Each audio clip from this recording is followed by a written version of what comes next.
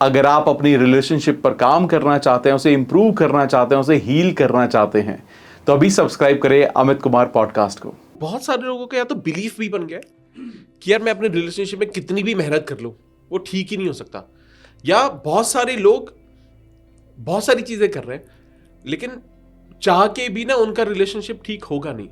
तो उसके ना मेजर पॉइंट्स क्या हैं कि ऐसा क्यों होता है कि कुछ लोग कुछ भी कर ले उनके रिलेशनशिप ठीक होने के चांसेस बहुत कम है?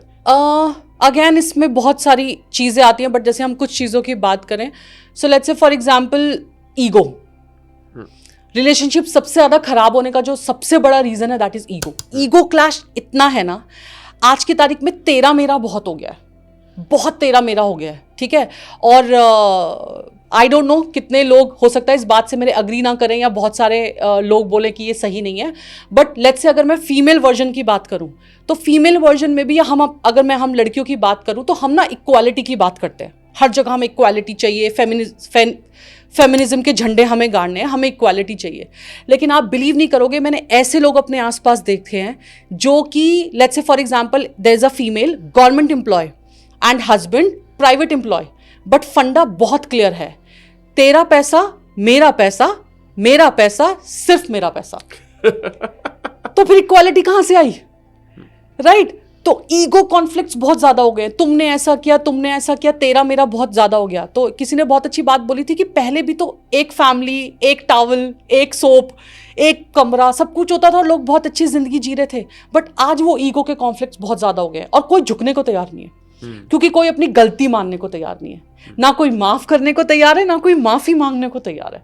तो वो ईगो की वजह से रिलेशनशिप में बहुत ज्यादा कॉन्फ्लिक्ट्स हैं। और ये अब जिस सिनेरियो में, जिस सेंचुरी में हम जी रहे हैं, वहां पे ना सुविधाएं बहुत हो गई हैं, तो लोग अब सुविधाओं की तरफ भागने लगे हैं। मतलब उन्हें लगता है कि अगर घर में मेरी जरूरत पूरी नहीं हुई तो मैं फिर कहीं भी मुझे सुविधाएं मिल सकती है। और ये मैं हमेशा ये बात बोलती हूँ कि लाइफ कितनी आसान थी जब सिर्फ दूरदर्शन था। कोई रिमोट से चैनल चेंज नहीं करना, कुछ हम कमर्शियल्स भी देखते थे और हम प्रोग्राम भी देखते थे, हम चित्रहार भी देखते थे, मोगली भी देखते थे, और हम एड्स भी देखते थे। अब तो ऐड भी नहीं देखनी, एक पिक्चर का डायलॉग खत्म होता है तो हम दूसरी जगह ट्रांसफर हो जाते हैं, दूसरा चैनल चेंज कर देते हैं। तो life was very easy before. अभी थोड़े लोगों के पास ऑप्शंस आ गए हैं तो पीपल आर लाइक, तो ego is one of the major reason.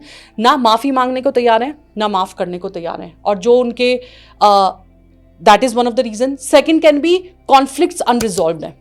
Okay. Unresolved conflicts हैं, conflict हुए, resolve कभी नहीं किए, वो शिकायतें घर बन गई हैं अंदर, और वो इतनी गहरी हो गई ना क्योंकि रिजॉल्व नहीं किए। तो आपने एक चीज बहुत अच्छी सुनी होगी, अंडर द कारपेट। जब हमारे घर में कारपेट बिछा होता है तो हम डेली कारपेट हटा के सफाई नहीं करते, हम आजू बाजू कर देते हैं। तो डेली तो तब किसी दिन तब सफाई होती है जब मेहमान घर में आ रहे होते हैं, अदरवाइज हम आजू बाजू कर देते हैं, और कई बार हम कारपेट के अंदर थोड़ा सा खिसका देते हैं कि बाद में देखेंगे।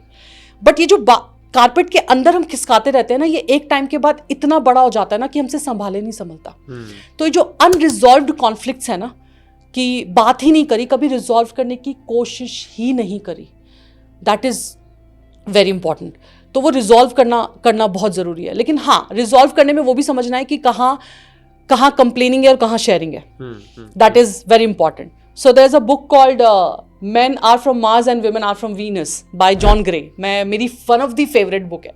उसमें ट्रेट्स बताए हैं कि मेन के क्या पर्सनालिटीज़ होती हैं और विमेन की क्या पर्सनालिटीज़ होती हैं। तो उसमें विमेन की पर्सनालिटीज़ को लेकर एक बात कही गई है कि विमेन वॉन्ट्स, जो फीमेल्स होती हैं उन्हें चाहिए, उन्हें बहुत बार लाइफ में सोल्यूशन नहीं चाहिए, उन्हें बस अपनी भड़ास निकालनी है कि उन्हें कोई सुन ले।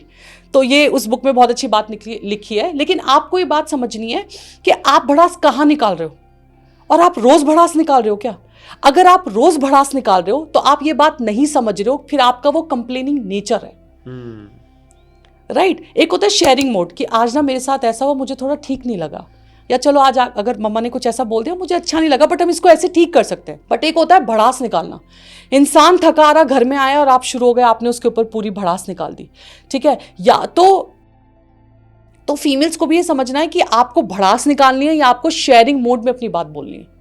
सिमिलरली मेंस को भी उनकी बात सुननी और समझनी है, राइट? ये बहुत इंपॉर्टेंट है। तो जो इश्यूज हैं वो रिजॉल्व करने हैं, वो अंडर द कारपेट नहीं लेके जाने। One can be think, as I shared before also, कि ब्लेम गेम बहुत ज्यादा चल रहा है, ट्रस्ट इश्यूज बहुत है। बहुत ज़्यादा। ट्रस्ट इश्यूज को रिजॉल्व करना दोनों की जिम्मेदारी है, ये एक की जिम्मेदारी नहीं है। कि अगर आपको ट्रस्ट नहीं है, कोई आपके साथ पास्ट में ऐसा इंसिडेंट हुआ है जिसकी वजह से आप ट्रस्ट नहीं कर रहे कि शायद अभी भी ऐसा हो सकता है कि पास्ट में अगर आपको कोई छोड़ के गया या किसी ने आपके साथ अच्छा नहीं किया तो आज भी आप सोच रहे हो कि आपके साथ शायद ये इंसान भी अच्छा नहीं करेगा। ट्रस्ट में ऐसा नहीं है, ऐसा नहीं होता। तो आपको वो ट्रस्ट लेवल आपको लाना पड़ेगा और ये दोनों की रिस्पॉन्सिबिलिटी बनती है। One of the reason is bad financial situations, कि दोनों ने उन्हें पता ही नहीं है कि फाइनेंसेस कैसे ठीक करने हैं, या एक की जिम्मेदारी मर दी है कि तुम्हारी है भैया। तो फिर अगर सामने वाले को आपने वो रिस्पॉन्सिबिलिटी दे दी तो फिर ट्रस्ट करो। फिर आप उसको जिंदगी भर हमेशा हर बात पे ताना नहीं दे सकते, तुमने वहां पैसे डुबो दिए, वहां डुबो दिए, वहां डुबो दिए। जब आपका हस्बैंड मेहनत कर रहा है ना, तो वो बहुत सारी चीजें ट्राई भी कर रहा है। जब हम कोई चीज ट्राई करते हैं तो जरूरी नहीं है हर बार वो सक्सेसफुल होगी, उसमें फेलियर्स भी होते हैं। एक्सेप्ट ना, कहते हैं अपने लाइफ पार्टनर को वैसे एक्सेप्ट करो जैसा वो है, क्योंकि दो अलग अलग मेंटालिटी है, दो अलग अलग फ्रिक्वेंसीज हैं, दो अलग अलग लोग हैं, तो फिर कॉन्फ्लिक्ट तो आएगा ना, राइट? तो वो फ्रिक्वेंसी आने पे टाइम लगता है, तो वो ट्रस्ट इश्यूज है, आ जाएंगे। और कहते हैं ना, इन दो फ्रिक्वेंसीज के होते हैं दो लोग, तो जब दो फ्रिक्वेंसीज रखते हैं दो लोग और वो टाइम के साथ जब एक फ्रिक्वेंसी पे आ जाते हैं तो फिर प्यार का गाना बजता है ना? तो फ्रिक्वेंसी पे आना बहुत जरूरी है। One of the very important reason, family interfere. Again, ऐसा नहीं बोलूंगी कि मेंस नहीं कर रहे हैं, मेल्स नहीं कर रहे हैं, वो भी कई बार होता है कि अपनी फैमिली को इंटरफेयर करते हैं या अपनी फैमिली को इन्वॉल्व करते हैं बहुत चीज़ों में। बट फीमेल्स के साथ ये मैंने बहुत देखा है, बिकॉज बहुत लोग मेरे पास आते हैं, तो फीमेल्स के साथ आई हैव सीन दिस कि कुछ ज़रा सा इशू हुआ and they went to their parents कि ऐसा किया मेरे साथ, वैसा किया, वैसा किया। अब वो वैसा किया में होता क्या है ना, कि आप तो क्योंकि हस्बैंड वाइफ और रात को साथ बैठे बात करी, रिजॉल्व हो गया, लेकिन जिन पेरेंट्स को आपने बताया उन्होंने एक परसेप्शन बना ली अपने माइंड में, वो परसेप्शन कौन ठीक करेगा? तो फैमिलीज का जो इंटरफेयर है ना, हर बात में फैमिली को इन्वॉल्व करना, हर चीज फैमिली को बताना, ये नहीं। अब आपकी शादी हो गई, अब आप पार्टनर्स हो, अब आपको खुद को आगे बढ़ना है। सो आई एम श्योर हमारा तो ये रूल है कि we have this rule in our relationship कि तीसरा नहीं आएगा। Correct. और भगवान ना करे कभी जरूरत पड़े, राइट? तो वो बहुत इंपॉर्टेंट है। और इसका वन ऑफ द फैक्टर जो आजकल चल रहा है, इट्स सोशल मीडिया। मतलब कलेश मचा हुआ है सोशल मीडिया के पीछे कि उसने अपनी वाइफ को डायमंड रिंग दी, देखो उसने पोस्ट किया, आपने मुझे कुछ नहीं किया, उसने उसका बर्थडे मनाया, वहां जाके इतने दोस्तों की पार्टी दी, आपने मेरे लिए नहीं किया, वो ट्रिप्स पे जा रहे हैं, आप हमें लेके नहीं जा रहे, या सेम वाइसा वर्सा कि मेल्स भी इस चीज़ की शिकायत कर रहे हैं। तो ये तो आप समझो social media is maximum fake.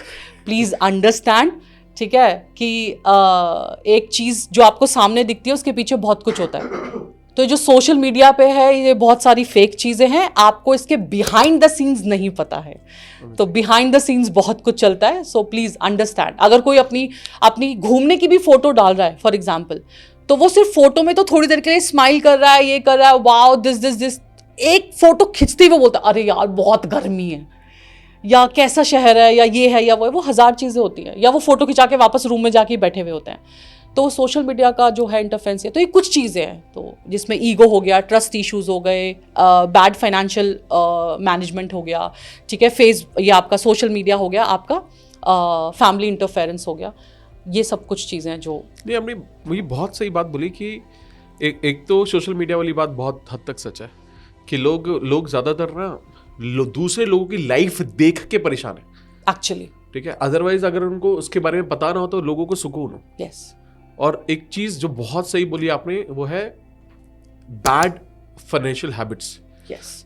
उनकी जो बैड फाइनेंशियल सिचुएशन है उसकी वजह से लोगों के रिलेशनशिप पर बहुत ज़्यादा इम्पैक्ट होता है। यस। और मैं आई थिंक सभी लोगों को ये बोलना चाहूँगा कि आई थिंक अगर आप अपने रिलेशनशिप को बेहतरीन बनाना चाहते हो तो हो सकता है अगर इशू नहीं है तो इसका एक पैसा कारण हो सकता है, तो आप लॉ ऑफ अट्रैक्शन को अपनी लाइफ में पैसे को अट्रैक्ट करने के लिए तो बहुत ज़्यादा यूज़ करो डेफिनेटली, ताकि लाइफ का एक एरिया तो एटलीस्ट सेटल है। बिल्कुल बिल्कुल, डेफिनेटली ये बहुत जरूरी है, बिकॉज एज आई शेड कि I am a believer of action, I am a believer of karmas and hard work, कि करना पड़ेगा, तो वो करके रेडी रहो। और वो लॉ ऑफ अट्रैक्शन के थ्रू बहुत बहुत पॉसिबल है, क्योंकि आज मैं जहां बैठी हूं, हम जहां बैठे हैं, इसका सबसे बड़ा जो श्रेय जाता है वो लॉ ऑफ अट्रैक्शन को जाता है। तो ये इसलिए बहुत इंपॉर्टेंट है।